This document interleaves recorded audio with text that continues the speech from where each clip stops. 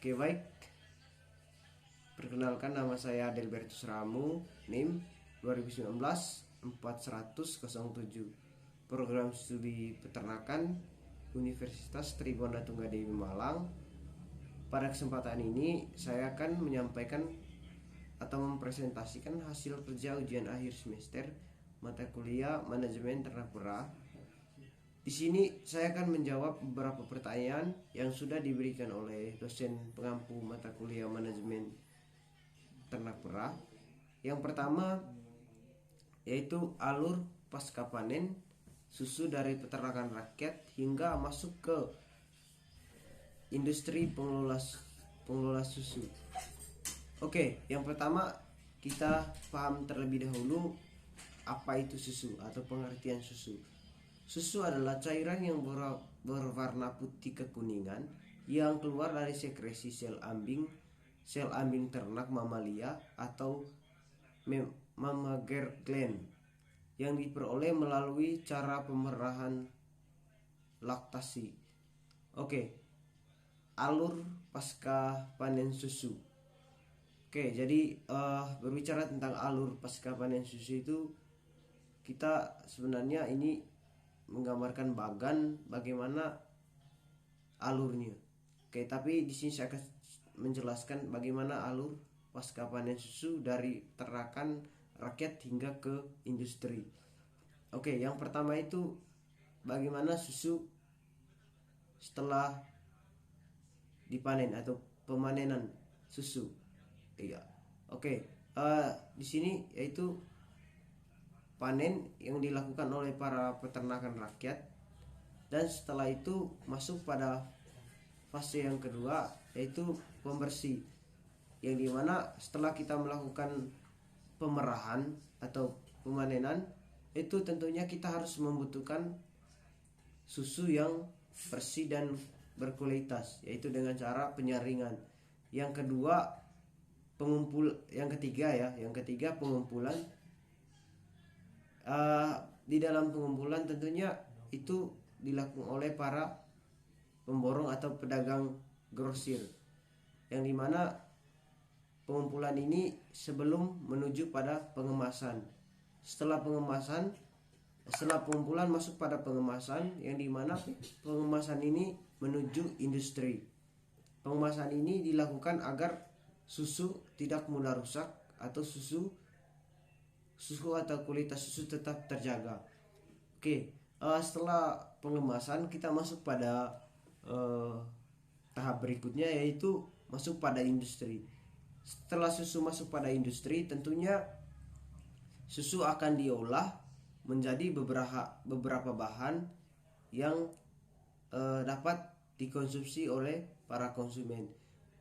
Salah satu contoh hasil pengelolaan susu yang pertama yogurt, yang dimana kita sudah jumpai di beberapa toko ataupun kios-kios di masyarakat. Yang kedua keju juga terbuat dari susu itu sendiri, sehingga itu merupakan hasil setelah susu masuk pada industri pengelolaan susu, sehingga yang menjadi ataupun itu semua tersebar ke para konsumen. Oke, kita masuk pada soal yang kedua, yaitu faktor yang menjadi atau yang menentukan harga susu. Oke, yang pertama itu biaya produksi. Berbicara tentang biaya produksi itu yaitu berbicara tentang biaya pakan, biaya pengelolaan, biaya tenaga kerja, biaya transportasi. Yang kedua, mekanisme pasar. Mekanisme pasar adalah kecenderungan dalam pasar bebas untuk terjadinya perubahan harga sampai pasar menjadi seimbang. Jumlah yang ditawarkan dengan jumlah yang diminta. Jadi dalam mekanisme pasar ini kita bicara tentang hukum permintaan dan penawaran, di mana semakin tinggi harga barang, semakin rendah konsumen. Sedangkan ketika semakin rendah harga barang, permintaan semakin tinggi atau konsumen semakin tinggi. Yang ketiga, kualitas susu. Berbicara tentang kualitas susu, tentunya hal ini sangat perlu diperhatikan oleh para pembisnis susu, yang dimana kualitas susu dapat dilihat dari susunan atau keadaan susu, merupakan bahan-bahan yang merupakan bagian susu yang meliputi air, lemak, laktosa, bahan kering, dan bahan kering tanpa lemak. Sedangkan keadaan susu dapat dilihat secara fisik yang meliputi kondisi agroleptik, kebersihan, titik beku, keberatan jenis, dan mikrobiologis susu. Oke, yang berikutnya standar mutu susu dapat dilihat dari rasakan dari sebagai berikut. Yang kedua, indrawi, yaitu bau, rasa, kenampakan, warna. Yang kedua, fisikawi, yaitu bentuk, ukuran, kotoran. Yang ketiga,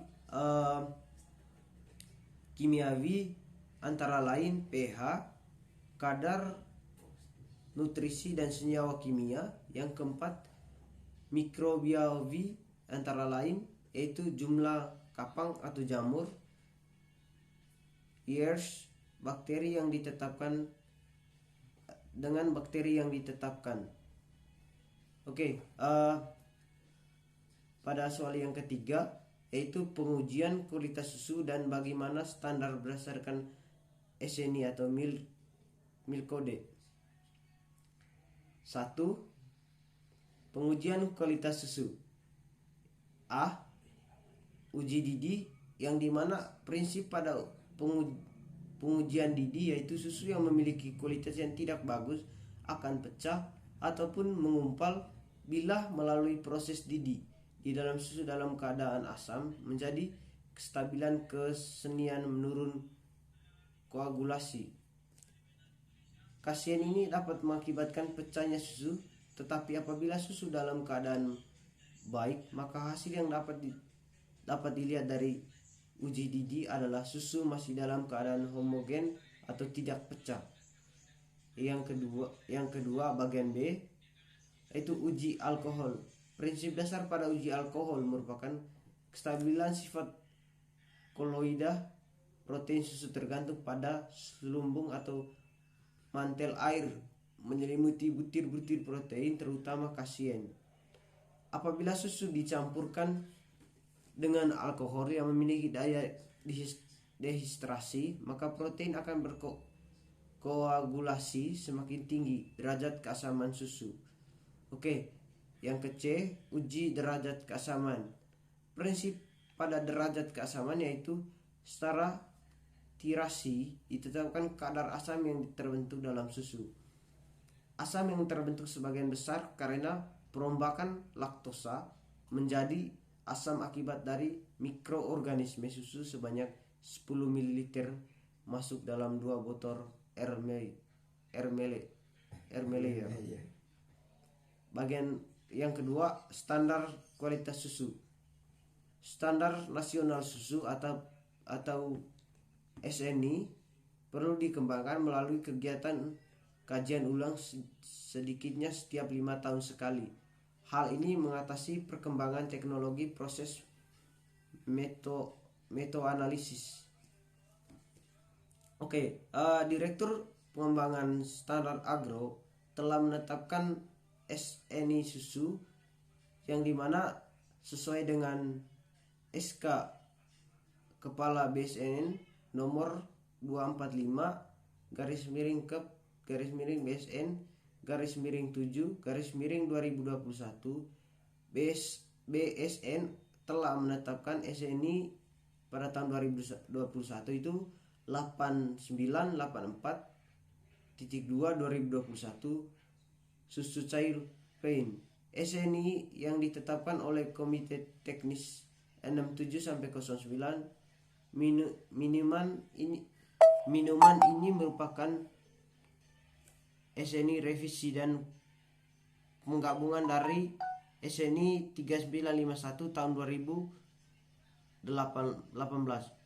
susu pasteurisasi, dan SNI 3950 2014 susu UHT. Jadi data yang berdasarkan sumber humas tersebut telah ataupun ditetapkan pada tanggal 14 Agustus 2021.